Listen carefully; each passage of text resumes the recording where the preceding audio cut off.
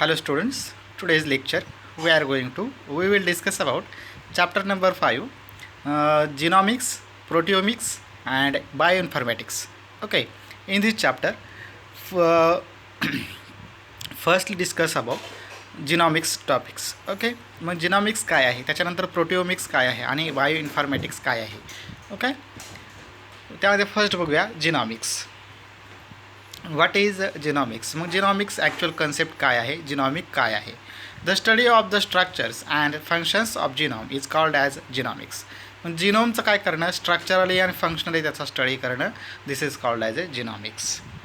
The genome means मग actual genome काय आहे. The total DNA genetic information content in an organism or a cell is regarded as a genome. म्हणजेच genetic information किंवा एक sale असेल, मग ते सेलची जेनेटिक इन्फॉर्मेशन किंवा ऑर्गॅनिझमची जेनेटिक इन्फॉर्मेशन हे काय करणं, स्टोअर करणं, कॅरी फॉरवर्ड करण्यासाठी एक ऑब्जेक्ट आहे. This is called as a genome. This genome is a store house of the biological information.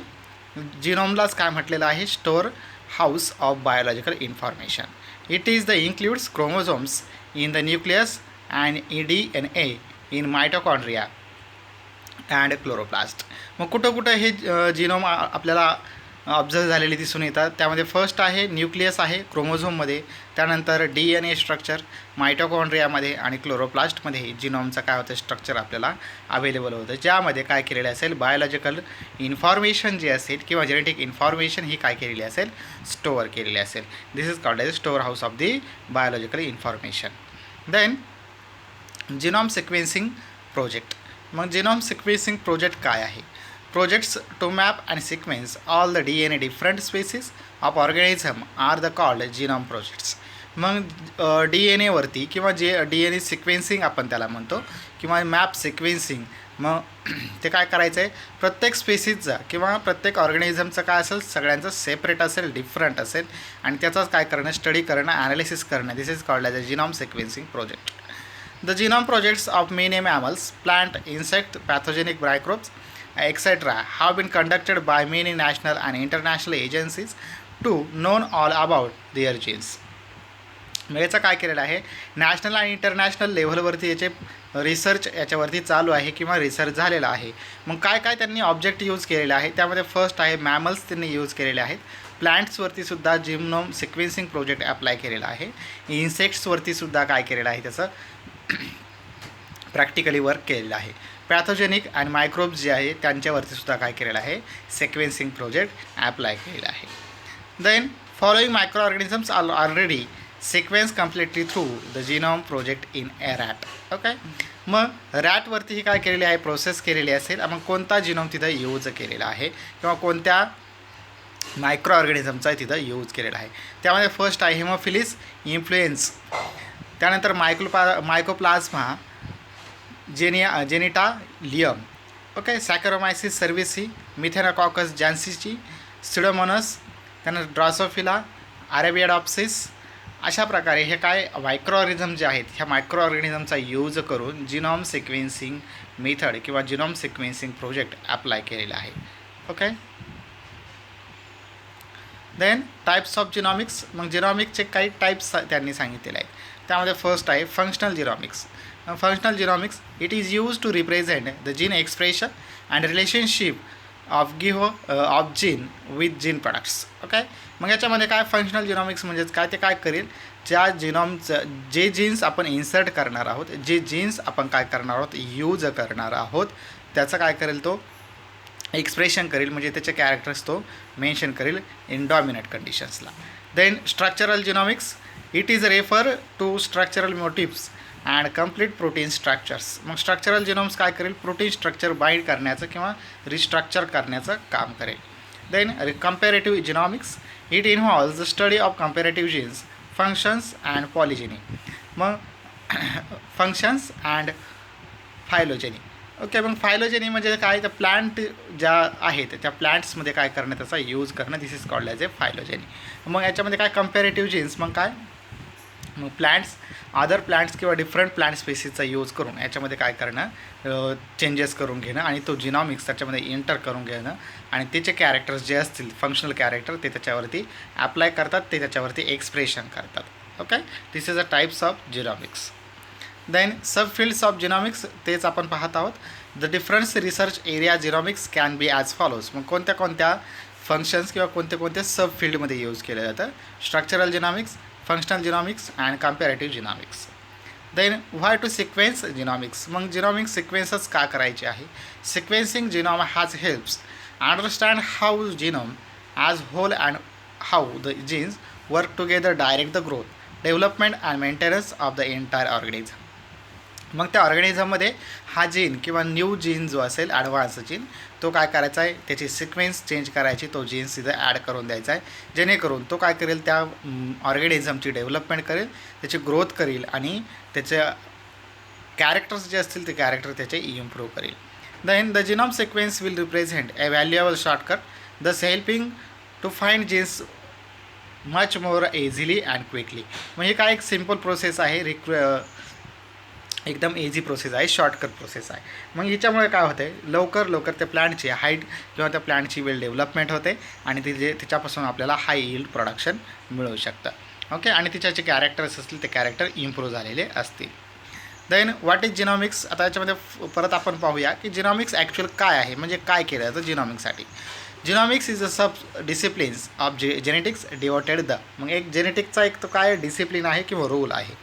Then त्यामध्ये फर्स्ट आहे मॅपिंग. त्यामध्ये काय केलं जातं, जीन मॅपिंग केलं जातं. त्यानंतर जीन सिक्वेन्सिंग आहे अँड फंक्शनल. त्यानंतर ॲनालिसिस ऑफ जिनॉमिक्स हे त्याच्यामध्ये केलं जातं. Then what is genome. मग जिनॉम ॲक्च्युअल कन्सेप्ट काय आहे. Gene provide the information for making all proteins that are necessary for expression of character. मग कॅरेक्टर्स एक्सप्रेस करण्याचं काम हे जिनॉम करतं, एक स्पेशल जीन करेल. Okay, this is process as follow.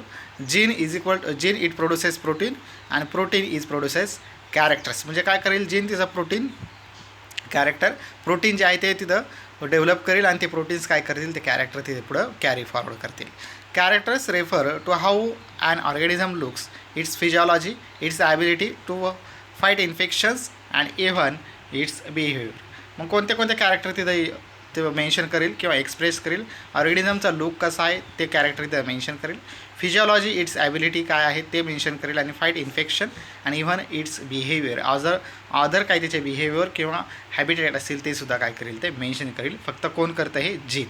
Okay, that is called as a genome. Why sequence genome. मग genome sequence करण्याची गरज का पडली आहे. We need information and technology to improve human health. Human health improve करण्यासाठी आपल्याला genome sequencing करण्यासाठी useful आहे. Harness natural energy, understand and react in positive manner to global climate change. मग क्लायमेट चेंज करण्यासाठी किंवा क्लायमेट चेंज होत आहे, मग त्या क्लायमेट चेंज झालं आहे त्याला ॲडॅप्टेशन करण्यासाठी आपल्याला जिनोम सिक्वेन्स करणं आवश्यक आहे. Clean up our environment and ensure food safety. मग फूड सेफ्टी करण्यासाठी, त्यानंतर एन्व्हायरमेंट क्लीन राहावं यासाठी मग इको फ्रेंडली त्याच्यामध्ये काय केली जाईल, सिक्वेन्सिंग केली जाईल. Then whole genome sequence, whole genome shotgun sequence. हा कन्सेप्ट काय आहे ते बघूया. इंट्रोडक्शन त्याच्यामध्ये काय आहे. फर्स्टली सिक्वेन्सिंग एंटायर जिनोम, म्हणजे काय करायचं आहे, जिनोमची एंट्री करायची with the help of sequencing. Then evolutionary studies, मग त्याचं इव्होल्युशन कसं झालेलं आहे, त्याचं ओरिजिन काय आहे हे पूर्णपणे आपल्याला स्टडी करावं लागेल. Then metabolic pathway, disease pathway, मग त्याचा मेटाबॉलिक पाथवे काय आहे, त्याचा डिसीज पाथवे काय आहे. Disease susceptibility prediction based on variation, मग त्याचे व्हेरिएशन्स काय आहेत. डिसीज ससेप्टिबिलिटी म्हणजे मेंटॅलिटी कशी आहे. Then making a shotgun library, मग कसं ते यूज करायचं आहे. त्यामध्ये first genomic DNA is a sheared on restrict yield random fragments of the required size. मग एक काय करायचं आहे, जीन आपण घेतलं आहे, मग त्या जीनचं काय करायचं, स्मॉल फ्रॅगमेंट्स केलेले आहेत. ओके, मग ते कॅरेक्टर ते पुढं कॅरी फॉरवर्ड करण्यासाठी the fragments are clone into universal vector. मग एका युनिव्हर्सल व्हेक्टरने काय करणार, आपण ते बाइंड करून घेणार, जॉईंट करून घेणार. Okay, this is a shotgun library. Then whole genome shotgun, hug percentage of human genome is repeated non-coding regions that are difficult to sequence. Genes mayors propose to break the whole genome into pieces of 2000 base pair 1 lakh base pair and 50,000 base pair respectively. Then unique segments are sequenced while using repeats as markers. A rebuild the sequence. मग हे काय करते, sequence जे आहेत base पेअरच्या sequences हे काय करतं, rebuild करण्याचं काम करेल. Then the result was complete and full stretches of genome was generated using computational power. मग याच्यामध्ये काय होतं, जी अदर कॅरेक्टर्स आपण त्याच्यामध्ये यूज केलेले आहेत किंवा त्या जीनमध्ये ऑलरेडी आहेत न्यू कॅरेक्टर्स, ते कॅरेक्टर तिथं इम्प्रूव्ह होतील. ओके, आणि ते कम्प्युटेशनल पॉवर म्हणजे कम्पॅरेटिंग पॉवर जे आहे ते तिथं जनरेट होईल. Then hierarchical sequencing. Next sequence आहे hierarchical sequencing. Create a high level physical map using EST and STS. Okay, sheared genome into overlapping clones, multiply clone in BAC BAC vector तिथं use केला जाईल. Shotgun हीच clone. शॉर्टगनमध्ये काय असतं आहे, प्रत्येक म्हणजे एक इलॉंगेटेड जीन आपण घेतला आहे आणि त्याचं काय केलं आहे, फ्रॅगमेंट्स केलेले आहेत. त्यानंतर रीड ईच शॉर्टगन फ्रॅगमेंट. मग प्रत्येक शॉर्टगन जो असेल किंवा त्याला शॉर्टगन काय म्हटलं, कारण त्याचे शॉर्ट किंवा स्मॉल पार्टिकल आपण केलेले आहेत, फ्रॅगमेंट्स केलेले आहेत म्हणून. Assemble the fragments. मग त्याला काय करायचं, परत जॉईन करून घ्यायचं आणि ते असेंबल करायचे, एकत्र करायचे. Okay, the concept of genome is finish. Okay, thank you.